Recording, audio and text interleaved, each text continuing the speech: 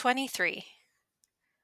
What we are to think of the example of Cato, who slew himself because unable to endure Caesar's victory. Besides Lucretia, of whom enough has already been said, our advocates of suicide have some difficulty in finding any other prescriptive example, unless it be that of Cato, who killed himself at Utica. His example is appealed to, not because he was the only man who did so, but because he was so esteemed as a learned and excellent man, that it could plausibly be maintained that what he did was and is a good thing to do. But of this action of his, what can I say but that his own friends, enlightened men as he, prudently dissuaded him, and therefore judged his act to be that of a feeble rather than a strong spirit, and dictated not by honorable feeling forestalling shame, but by weakness shrinking from hardships? Indeed, Cato condemns himself by the advice he gave to his dearly loved son. For if it was a disgrace to live under Caesar's rule, why did the father urge the son to this disgrace by encouraging him to trust absolutely to Caesar's generosity? Why did he not persuade him to die along with himself? If Torquatus was applauded for putting his son to death, when contrary to orders he had engaged, and engaged successfully, with the enemy, why did conquered Cato spare his conquered son, though he did not spare himself? Was it more disgraceful to be a victor contrary to orders than to submit to a victor contrary to the received ideas of honor? Cato, then, cannot have deemed it to be shameful to live under Caesar's rule. For had he done so, the father's sword would have delivered his son from this disgrace. The truth is that his son, who he both hoped and desired would be spared by Caesar, was not more loved by him than Caesar, was envied the glory of pardoning him, as indeed Caesar himself is reported to have said. Or, if envy is too strong a word, let us say he was ashamed that this glory should be his. 24. That in that virtue in which Regulus excels Cato, Christians are preeminently distinguished.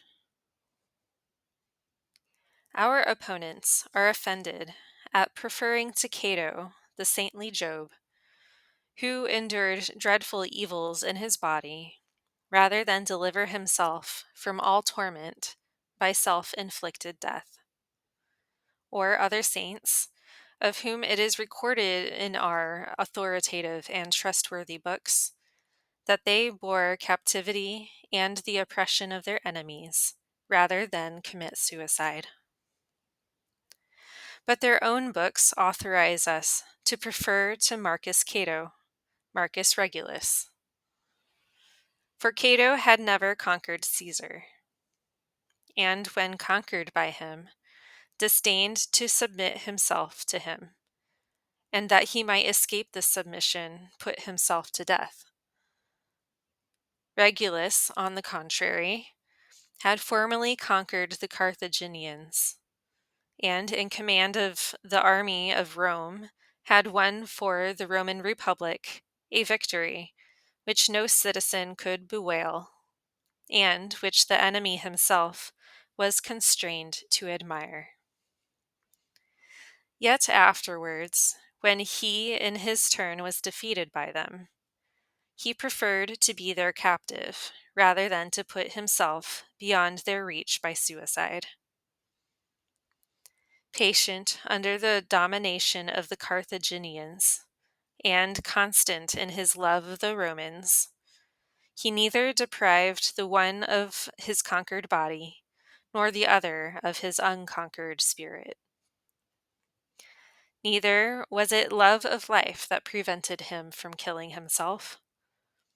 This was plainly enough indicated by his unhesitatingly returning, on account of his promise and oath, to the same enemies whom he had more grievously provoked by his words in the Senate than even by his arms in battle. Having such a contempt of life, and preferring to end it by whatever torments excited enemies might contrive, rather than terminate it by his own hand, he could not more distinctly have declared how great a crime he judged suicide to be. Among all their famous and remarkable citizens, the Romans have no better man to boast of than this, who was neither corrupted by prosperity, for he remained a very poor man after winning such victories, nor broken by adversity, for he returned intrepidly to the most miserable end. But if the bravest and most renowned heroes, who had but an earthly country to defend, and who, though they had but false gods, yet rendered them a true worship, and carefully kept their oath to them, if these men, who by the custom and right of war put conquered enemies to the sword, yet shrank from putting an end to their own lives even when conquered by their enemies, if, though they had no fear at all of death, they would yet rather suffer slavery than commit suicide, how much rather must Christians, the worshippers of the true God, the aspirants to a heavenly citizenship, shrink from this act, if, in God's providence, they have been for a season delivered into the hands of their enemies to prove or to correct them. And certainly, Christians subjected to this humiliating condition will not be deserted by the Most High, who for their sakes humbled himself. Neither should they forget that they are bound by no laws of war, no military orders, to put even a conquered enemy to the sword.